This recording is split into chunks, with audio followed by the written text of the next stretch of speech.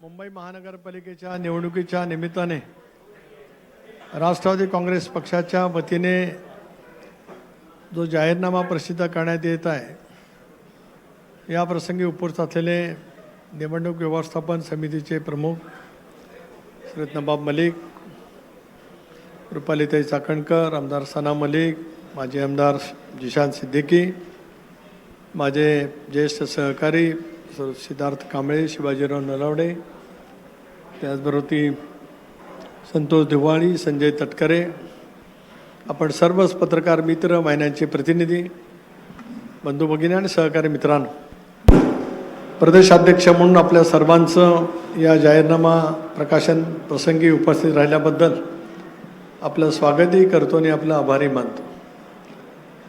आपल्याला विदितच आहे की प्रदीर्घ कालावधीच्या नंतर राज्यातल्या महानगरपालिकेच्या निवडणुका होत आहेत. या निवडणुका 5 वर्षांनी झाल्या असत्या तर ते 22 सालामध्ये झाल्या असत्या आणि आता 27 सालामध्ये दुसऱ्या टर्मच्या निवडणुका आल्या असत्या.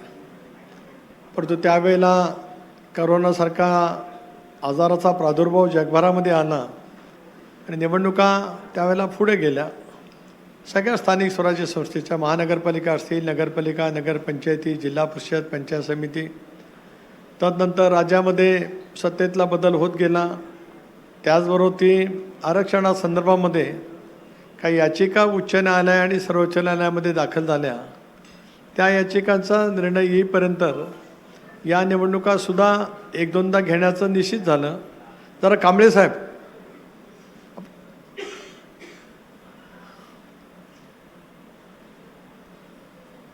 ज्यावेळेला घोषित होत होत्या त्यावेळेला या आरक्षणाच्या मुद्द्यावरती सर्वोच्च न्यायालयामध्ये काही निर्णयाच्यामुळे स्थगिती आली.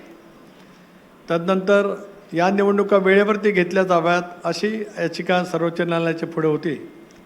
त्याच्यातून एक आरक्षणाच्या संदर्भातला निर्णय देत सर्वोच्च न्यायालयाने 31 जानेवारीपर्यंत या सगळ्या निवडणुका घ्याव्या असं घोषित केलं. तदनंतर पुन्हा 50%पेक्षा काही ठिकाणी अधिक आरक्षण गेल्यामुळे त्या निवडणुका स्थगित कराव्यात असा सर्वोच्च न्यायालयाचा सुद्धा निर्णय आला आणि त्याच्यातून मधल्या कालावधीमध्ये जवळपास 265 नगरपालिका, नगरपंचायतीच्या निवडणुका झाल्या. आता मुंबई, पुण्यासह, नागपूरसह राज्यातल्या 29 महानगरपालिकेच्या निवडणुका त्या ठिकाणी होत आहेत. या निवडणुकीमध्ये महायुती म्हणून आम्ही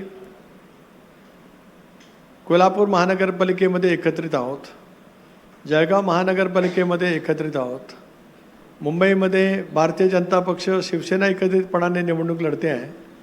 राष्ट्रवादी काँग्रेस पक्षाने स्वतंत्रपणाने निवडणूक लढण्याचा निर्णय त्या कालावधीमध्ये घेतला आणि आज 94 जागांच्या वरती आम्ही त्या ठिकाणी निवडणूक लढवत आहोत. खरं तर आम्ही सर्व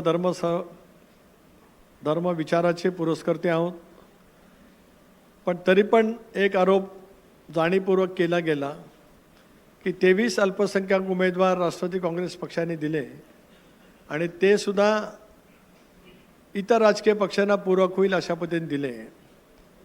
94 उमेदवार राष्ट्रवादी काँग्रेस पक्षाचे असताना 56 मराठी भाषिक आहेत, 21 उत्तर भारतीय आहेत, 23 आमचे मुस्लिम समाजाचे बांधव आहेत, 6 मध्ये 3 ख्रिश्चन समाजाचे आहेत, तेलुगू समाजाचे आहेत, तामिळी समाजाचे आहेत, बोहरा समाजाचे आहेत. यामध्ये 50 महिला आहेत 94 पैकी आणि 46 पुरुष सहकारी त्या ठिकाणी निवडणुका लढत आहेत. यामध्ये OBCची संख्यासुद्धा 17 आहे आणि अनुसूचित जातींची संख्यासुद्धा 12च्या आसपास त्या ठिकाणी आहे.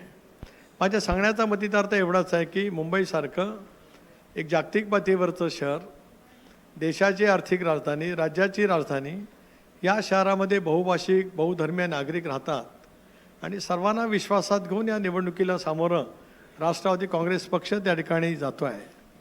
अशा वेळेला राष्ट्रवादी काँग्रेस पक्षाच्या नेतृत्वाला सुद्धा आणि इथे असलेल्या माझ्या सगळ्या लोकप्रतिनिधींसुद्धा मुंबई शहराचे प्रश्न दीर्घकाळ विधिमंडळामध्ये नवाब मलिक त्या ठिकाणी नेतृत्व करत आले, जिशानने सुद्धा नेतृत्व केलं. त्यांचे वडील बाबा सिद्दीकी होते, ते तर राज्य मंत्रिमंडळामध्ये सुद्धा राहिले.